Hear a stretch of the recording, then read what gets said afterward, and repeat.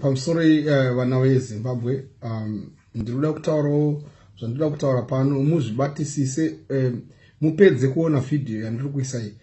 It's about rigging of elections in Zimbabwe.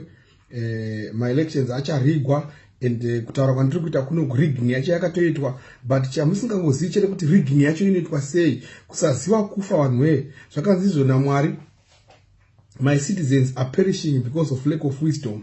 My citizens are perishing because of lack of technology. Kana tikatarisa America, tikatarisa Germany, tikatarisa Britain mazuva eWorld War, changa chiripo ndechekuti vaishandisa mascientists akangoitawo seni ndiri scientist ndinoitwa zita rangu Martin William Chinyanga o Matenda William.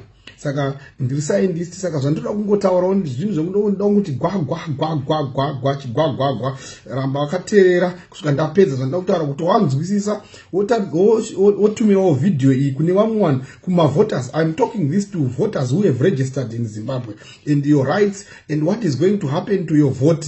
And how are you going to see your winner whom you have voted for? Is it going to be the actual thing which you have done, or it is going to happen in another way? Ndo yatinoti rigging iyo ichaitika muZimbabwe.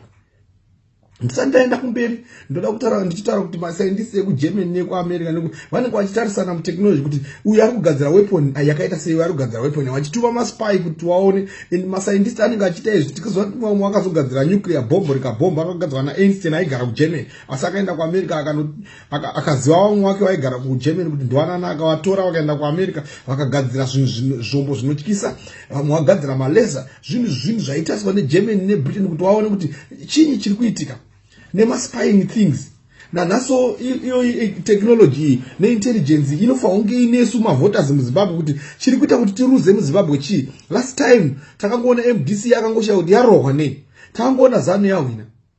Zvekuti ukanasa kuti vanhu vakavhota vacho varonyatsoona kuti hatina kungovhotera ZANU isi, kasi uri kungonzwa kuti ZANU yakawina, asi ende hazvibudiki ende hazvitauriki.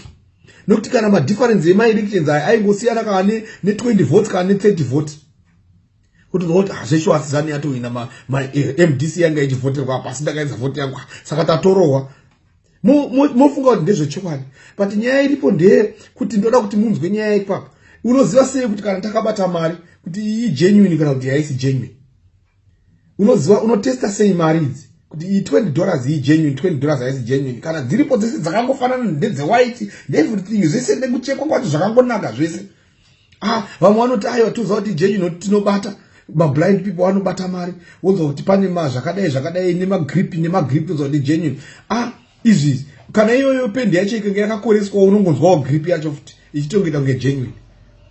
Kasi pane ballpoint iri special inenge yakagadzirwa inotesta mari, inoti kana ikanyora pamari chaiyo haipana chinoitika, panongosara liquid iri clear. Ikanyora pamari yekunyebera panobva parasara ziblack rakati tse, ubozwa kuti ifalse money. Kasi mari yagadzirwa pai? Mari yagadzirwa pamapepa. Saka nyaya iri kuita kuti tizive kuti iyi mari yechokwadi haisi mari yechokwadi, ibepa. Haisi pendi yakagadzira mari, asi ibepa rakagadzirirwa mari. Ndo zvimwe chete nema-elections handinoda kuti nditaure nyaya ndoda kutaura, ndikuda kuti nditi gwichi unyatsoteerera unzwe. Mapepa anogadzira mari, bepa remari rinogadzirwa necertain special paper. Special paper iyi inozoiswa pamusoro kalayer kari microscopic inonzi PVC kana kuti kaplastic. Risiri special paper rinenge risina plastic pamusoro. Toziva tese kuti miti mapepa esa atinoona mapepa akagadzirwa nestarch, chingwa, mapotatoes ezvatinodya. Kana nangu wakaita GCSE ku O-level wakaitawo science chemistry, ndoziva kuti waita inonzi test for starch, unoshandisa iodine. Chemical inoonekwa pa periodic table, iri inonzi periodic table randakabata. Pane chemical iri pa periodic table inonzi iodine ipapa. Saka iodine inocombine nezvimwe zvima-chemicals zviri pama-starch, ma-carbohydrates yobva yacombine. Tinoratidza kuti paita chemical reaction i-color change inoitika. Iodine ndeye yellowish gold, ikange yasangana nestarch inobva yaita blue black. Saka ipapa inonoti pamari paya chinodayo inobva yatonyora pastarch manje, bepa refake rine starch. bepa rakagadzirwa yemari rinenge rakagadzirwa riri very expensive nemicroscopically expensive zvakagadzirwa zvokuti kana ukaisa ballpoint pamusoro hapana chinonyoreka ingori inenge wax zvinongobva zvobva zvaenda zvakagadzirwa kuprotecta mari kuti isaite tsvina kuti vanhu vasapasirana nezvirwere zvichipinda mumari muyamya saka bepa replastic riya zvinongobva shade out zvichingoenda saka ukanyora paya haibudi haite blue black inoramba ingori yeclear or iyellow saka ibepa saka ndoda kuti nditi gwi ndichitaura nemaelections edu achaitika muZimbabwe kuti ngei ndataura nenyaya yemari kuti iyi genuine naisi genuine ipapo ndo pane evidence yese chiripo ndechekuti maballot papers achaiswa musarudzo yeZimbabwe nyaya haisi pamavoters neregistration nemabv watwaya handiko kune rigging iri pamapepa aya pabepa revoting richange richiiswa x riya uchisa x pana Mnangagwa x pana Tsvangirai x pana ani x pana Singosiswe x pana ani handizivi macandidates aripo bepa iri rakagadzirwa nevanhu vanonzi weNikuvu maIsrael agents bepa riri expensive bepa iri rakashandiswa kuKenya bepa iri rakamboshandiswa kuGambia rikashandiswa kuAngola bepa iri rinototengwa nemari yakawanda chaizvo Mugabe akarishandisa last time bepa iroro zvinoitika pabepa iri ndezvekudai uso ndinogona kutora penzura iri panapa iyi ndonyora x ndotora kana iyi penzura iyi graphite ndatombozvita kare ndonyora x ndogona kutora iyi penzura yegold ndonyora x obuda apa ndiri kungotaura kuti maplaces aunenge uchiisa max ako pakuvhota ndoda kuti nditi gwagwa nyatsoteerera zvakanaka naka uzoforward video kune mavoters vari registered vese vaone zvandiri kutaura izvo ndinoitwa Martin Chinyanga I'm a qualified scientist and I've done chemical engineering. I've done a lot of things, some things which I will tell you, you will never know unless that go to discover technology. Saka ndichibva ipapo chinoitika ndechekuti tiri pama elections paya iwe unonovhota wesa x waunesa nepenzura haabvumirwi vanoramba x roro rikaiswa nepenzura negraphite unogona kuenda neballpoint yako unoisa maelections havana basa nazvo havarambi kasi ukaisa neimwe penzura toda kuona pane ingi yeblack kana chichi ndo inokwanisa kuti uinyore kuti tiite itwe counted vote ukaisa graphite haite kuti haikwanisi kuti reaction iitike chinoita ndechekuti paunonoisa penzura kana ballpoint yaunoisa nayo kumaelections yaunopuwa muballot box muyam penzura iyi iri special inoti ukaisa x ukadai inonoactivata chemical reaction yebepa iri it's a special paper saka it's photo effect paper ikangoitwa neliquid iyo inotanga kuita reaction zvakafanana kuti ndine acid nde iri colorless water iri colorless base iri colorless kasi ndikatora phenol ndikaidurura muacid ichachinja kuita red ndikaisa mumvura inoita green ndikaisa mune basic inoita purple ndopaunozoona kuti iyi acid imvura iyi chichi because zvaitwa nemachemicals aya machemical ari ati azvichiita saka naizvozvo bepa iri riri special iri richashandiswa pabalots rakagadzirwa neIsrael company inonzi Nukufu bepa iri rinoti ukanyora x wako neballpoint yauchange uchipuwa irimo muya musarudzo wobva wapeta wobva wakanda wobva waisa bepa rako mubox riyai kana waisa bepa mubox bepa richagara 24 hours riri mubox because tiri kukonza time yetransport nekuendesa bepa iraitwa sealed muchagada bepa kuriendesa kwaanonoitwa counted zvichaitika ndezvekuti pachaitika reaction zvakavharirwa mumapepa